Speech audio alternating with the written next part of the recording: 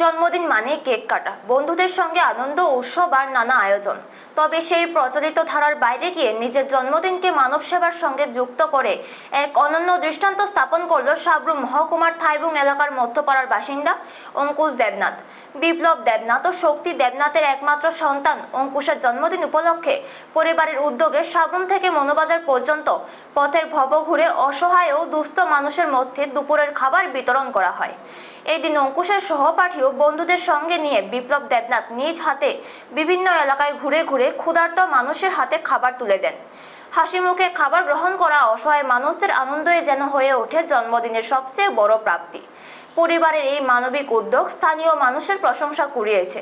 অনেকেই মনে করছেন সমাজে ইতিবাচক বার্তা ছড়িয়ে দিতে এমন উদ্যোগ অন্যদেরও অনুপ্রাণিত করবে। অঙ্কুশের জন্মদিনে এই ব্যতিক্রমী উদযাপন প্রমাণ করে প্রকৃত আনন্দ শুধু নিজের সুখে নয়, বরং অন্যের মুখে হাসি ফোটানোর মধ্যেই নিহিত থাকে। ব্যুরো রিপোর্ট, নিউজ তৎকাল 24।